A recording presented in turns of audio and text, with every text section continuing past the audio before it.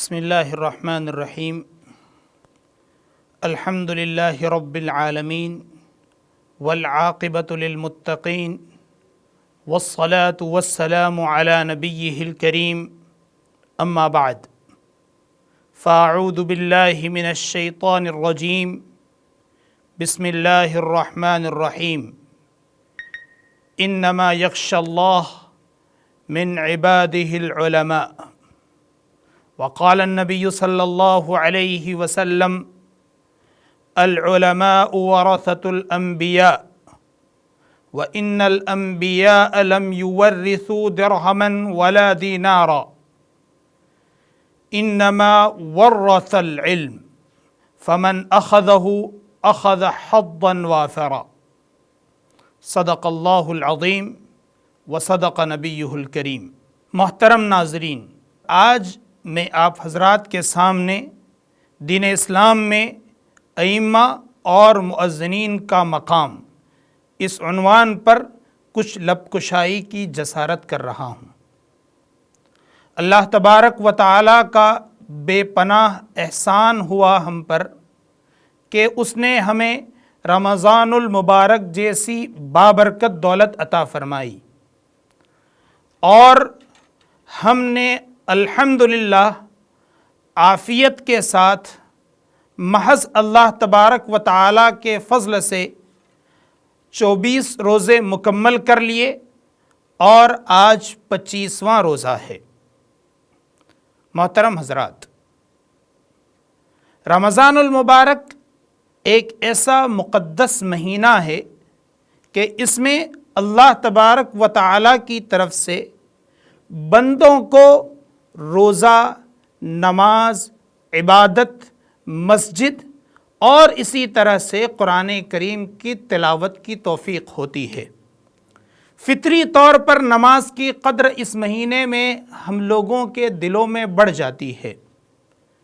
قرآن کریم کی اہمیت ہر مسلمان کے دل میں اجاگر ہو جاتی ہے۔ مسجدوں کی طرف خود بخود قدم اٹھنے لگتے ہیں۔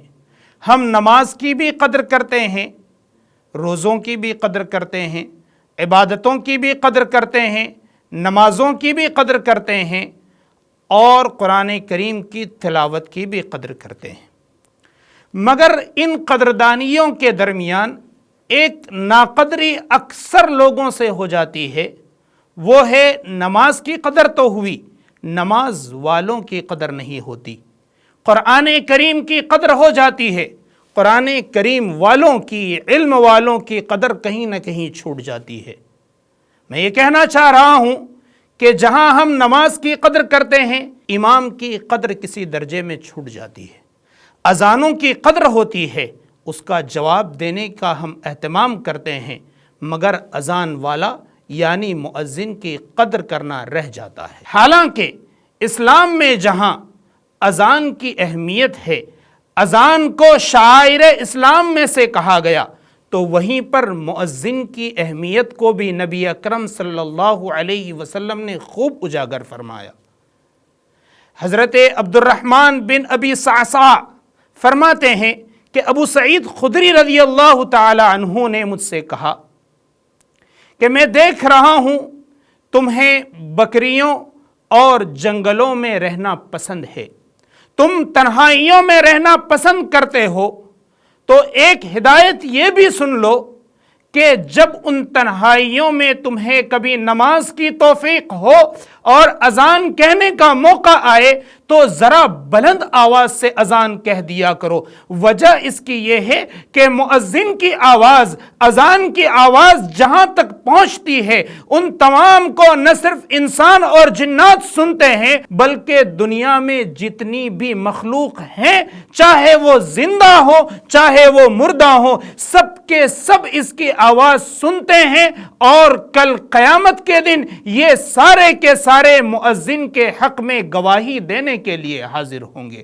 ذرا تصور کیجئے، ایک طرف ایک عام مومن ہوگا اس کی گواہی کے لیے دو چار چیزیں آئی ہوگی، تو دوسری طرف مؤذن ہوگا، اس کی گواہی کے لیے ایک دنیا کھڑی ہوگی، چرندے بھی ہوں گے، پرندے بھی ہوں گے، جاندار بھی ہوں گے، بے جان بھی ہوں گے، انسان بھی ہوں گے، جنات بھی ہوں گے، جتنے لوگ اس کی آواز سن رہے ہوں گے سب کے سب کل قیامت کے دن اس کے حق میں گواہی دینے کے لیے آ رہے ہوں گے۔ اسی طرح مسلم شریف کی ایک اور روایت ہے، حضرت معاویہ رضی اللہ تعالیٰ عنہ فرماتے ہیں کہ میں نے نبی اکرم صلی اللہ علیہ وسلم کو ارشاد فرماتے ہوئے سنا کہ کل قیامت کے دن مؤذنین کی گردن تمام امت مسلمہ میں سب سے اونچی ہوگی۔ محدثین اس حدیث کی وضاحت کرتے ہوئے فرماتے ہیں کہ دنیا کے جتنے بھی لوگ ہوں گے ان تمام میں مؤذنوں کو ایک الگ شان دی جائے گی، ایک نمایاں شان ہوگی۔ اور ترمذی شریف کی روایت میں تو اس قدر مرتبہ بلند کر دیا گیا کہ نبی اکرم صلی اللہ علیہ وسلم نے ارشاد فرمایا کہ اگر کوئی شخص 7 سال تک صرف اور صرف ثواب کی نیت سے اذان دیتا رہے تو جہنم سے خلاصی اس کے لیے لکھ دی جاتی ہے۔ اب وہ انسان جہنم میں داخل نہیں ہو سکتا، اب اس انسان پر جہنم کی آگ حرام ہو گئی ہے۔ یہ مرتبہ نبی اکرم صلی اللہ علیہ وسلم نے مؤذنوں کو عطا فرمایا ہے۔ اسی پر بس نہیں بلکہ امام بخاری رحمت اللہ علیہ نے ایک روایت نقل فرمائی ہے کہ نبی اکرم صلی اللہ علیہ وسلم نے ارشاد فرمایا کہ اگر کسی شخص کو پہلی صف میں نماز پڑھنے کی اہمیت اور اذان کہنے کی اہمیت معلوم ہو جائے تو پھر دنیا میں یہ علم ہو کہ لوگ پہلی صف میں نماز پڑھنے کے لیے جھگڑا کرنے لگے،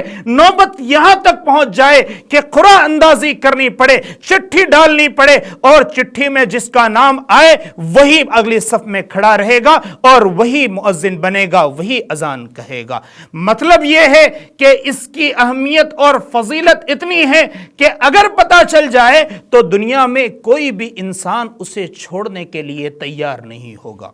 اسی طرح ایک اور جگہ ارشاد ہے کہ قیامت کا دن ہوگا، پوری امت مسلمہ پریشان ہوگی، حساب کتاب چل رہا ہوگا، ہر ایک سے پوچھا جا رہا ہوگا کہ کیا لے کر آئے ہو، تمہارے پاس کیا اعمال ہے، دنیا میں کیا نیکیاں کی تھی، تم نے یہ کام کیوں کیا تھا، تم نے فلاں گناہ کیوں کیا تھا۔ نفسا نفسی کا عالم ہوگا، ہر ایک انسان پریشان ہوگا۔ اس پریشانی کے عالم میں اگر ان پریشانیوں سے کوئی انسان دور ہوگا تو وہ 3 قسم کے لوگ ہوں گے۔ پہلا وہ غلام جس نے اللہ کا بھی حق ادا کیا ہو، اپنے آقا کا بھی حق ادا کیا ہو، اور دوسرا کون ہے؟ دوسرا وہ امام جس نے امامت کرائی ہو اور اس کے مصلیان تمام کے تمام اس سے راضی رہے ہو۔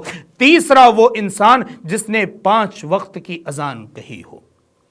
کیا شان ہے امام کی، کیا شان ہے مؤذن کی کہ اس دن یہ لوگ اس خوف سے صرف محفوظ نہیں ہوں گے بلکہ انہیں مشک کے ٹیلوں پر چھوڑ دیا جائے گا، وہ وہاں چکر لگا رہے ہوں گے، آرام کر رہے ہوں گے، تفریحات میں مشغول ہوں گے۔ تو دوسری طرف مسلمانوں کا اور پوری دنیا کے لوگوں کا یہ عالم ہوگا کہ ان تمام پر ایک قیامت بپا ہوگی، ہر ایک پریشان ہوگا۔ اگر کوئی امن میں ہوگا تو یہ 3 حضرات امن میں ہوں گے۔ ذرا اندازہ لگائیے، جس امام کو، جس مؤذن کو آج ہم نے حقیر سمجھا ہے، وہ اس دن جب پوری دنیا پریشان ہوگی بڑی شان سے گھوم رہے ہوں گے، بڑی شان سے چکر کاٹ رہے ہوں گے۔ ان حضرات کی شان میں گستاخی کرنے سے پہلے، ان حضرات کو پریشان کرنے سے پہلے ذرا ہم اپنے گریبان میں جھانک کر کے دیکھیں، ذرا ہم اپنے آپ کو دیکھ لیں۔ ہم اپنی 2 تہجدوں پر، 2 نفل نمازوں پر، 2-4 سجدوں پر فخر کرنے لگتے ہیں۔ اماموں کو اور مؤذنوں کو ہم اپنے آپ سے گھٹیا اور کمتر سمجھنے لگتے ہیں۔ ایک حدیث مبارکہ کی روشنی میں اسے تھوڑی سی وضاحت کے ساتھ بیان کرتا ہوں، سمجھتے چلیں گے۔ حدیث مبارکہ میں آتا ہے کہ اگر کوئی شخص جامع مسجد میں جاتا ہے، فرض نماز امام کے ساتھ ادا کرتا ہے، تو نبی اکرم صلی اللہ علیہ وسلم فرماتے ہیں کہ اسے تنہا نماز پڑھنے سے 27 گنا زیادہ اجر دیا جاتا ہے۔ یہ مصلی کی فضیلت ہے کہ ایک انسان مسجد میں آیا، 2 رکعت نماز پڑھی، 4 رکعت نماز پڑھی فرض امام کے ساتھ، تو اسے 27 گنا زیادہ اجر ملتا ہے۔ اب ذرا اندازہ لگائیے کہ ایک وہ انسان جو مسجد میں آتا ہے، نماز پڑھتا ہے امام کے پیچھے، اسے 27 گنا اجر دیا جا رہا ہے۔ کیوں دیا جا رہا ہے؟ وجہ اس کی یہ ہے کہ اس نے جماعت کے ساتھ پڑھی، اور جماعت قائم کرنے والا کون تھا؟ امام تھا۔ امام سبب بنا اس بات کا کہ اس مصلی کو 27 گنا اجر دیا جائے۔ اندازہ لگائیے، فجر کی نماز میں 30 مصلی آئے تھے، 30 لوگوں نے نماز پڑھی، ہر ایک کو 27 گنا اجر ملا۔ ان تمام کا سبب بنا امام، امام کی وجہ سے ان تمام حضرات کو 27 گنا اجر ملا ہے۔ 30 لوگوں کو ایک نماز کا اجر 27 گنا ملا، ان تمام کا سبب بنا ایک امام، لہذا اس امام کو بھی اتنا ہی عطیہ، اتنی ہی بخشش دی جائے گی جتنے پیچھے لوگوں کی دی جائے گی۔ ذرا حساب لگائیے، ایک نماز کا اجر 30 مصلیوں کے لیے ایک دن میں اتنا بنتا ہے، 5 نمازوں کا اجر کتنا بنے گا؟ اور پھر اس نے 1 سال امامت کی، 2 سال امامت کی، یا چند سالوں تک امامت کی، تو اسے کتنا اجر دیا جائے گا، کتنا ثواب ملے گا؟ ذرا اندازہ لگا کر کے دیکھ لیجئے۔ ہم اپنی 2 رکعت تہجد پر فخر کرنے لگ گئے، جو نفل نماز ہے، اسے ایک نماز میں ایک مصلی کے لیے 27 گنا اجر اس کے حصے میں لکھا جا رہا ہے۔ 30 مصلیوں کا کتنا لکھا جائے گا؟ اور اگر 1 سال تک امامت کرتا ہے 5 نمازوں کی، تو کتنا اجر لکھا جائے گا؟ یہ ایک امام کی شان ہے، یہ ایک امام کا مرتبہ ہے۔ اس امام کے مرتبے کو سمجھنے کی ضرورت ہے۔ یہ مؤذن کا مرتبہ ہے، اس کے مرتبے کو سمجھنے کی ضرورت ہے۔ میرے نوجوان ساتھیوں اور محترم بزرگوں، رمضان کا آخری عشرہ چل رہا ہے، 25 روزے آج مکمل ہونے آئے ہیں، کچھ دن رہ گئے ہیں۔ ان اماموں کی ضرورتوں کا بھی خیال رکھے، ان کے ادب احترام کا بھی خیال رکھے۔ اگر ہم اپنی عید منانے کی فکر میں ہیں تو ان کی عیدوں کی بھی فکر کیجئے، مؤذن کی عید کی فکر کیجئے، امام کی عید کی فکر کیجئے۔ اگر ہم نے اپنے بچوں کے لیے جوڑے بنوائے ہیں تو ذرا اس کی بھی خبر نکال لیجئے کہ امام صاحب کے بچے کے لیے جوڑا تیار ہوا یا نہیں ہوا، مؤذن کے بیٹے کے لیے جوڑا تیار ہوا یا نہیں ہوا۔ ہم اپنے جیب سے اپنے للہ اور پاکیزہ کمائی کے ذریعے ان کا تعاون کر دیں گے۔ کل قیامت کے دن میدان حشر میں اگر اللہ نہ کرے ہمارے لیے کوئی منفی فیصلہ ہو گیا، ہمارے لیے جہنم کا راستہ کھولا گیا، تو یہ امام ہوگا، یہ مؤذن ہوگا، ان کو اتنا اجر دیا گیا ہوگا کہ اگر یہ جنت میں جا رہے ہوں گے، اللہ تبارک و تعالی سفارش کا موقع دیں گے، یہ کہیں گے یا اللہ یہ مصلی تھا، میرے پیچھے نماز پڑھتا تھا، میرے پیچھے آتا تھا اور میری ضرورتوں کا خیال رکھتا تھا، میرے گھر کی ضرورتوں کا خیال رکھتا تھا، میرے بچوں کی ضرورتوں کا خیال رکھتا تھا، اس کی بخشش فرما دیجئے۔ اللہ تبارک و تعالی اس کی بخشش فرما دیں گے۔ ہمارے آج کی تھوڑی سی فکر کل قیامت کے دن ہمیں بہت بڑے خسارے سے، بہت بڑی رسوائی سے بچا سکتی ہے۔ ان کی ضرورتوں کی فکر کیجئے۔ عید آ رہی ہے، عید کے موقع پر بھی فکر کیجئے، اور کوئی موقع ہو، امام صاحب ہے، بیٹی جوان ہو چکی ہے، نکاح کا خرچ نہیں ہے، تو اپنے جیب سے ان کے خرچ پورا کرنے کی کوشش کیجئے۔ ان کے گھر میں بیٹا ہے،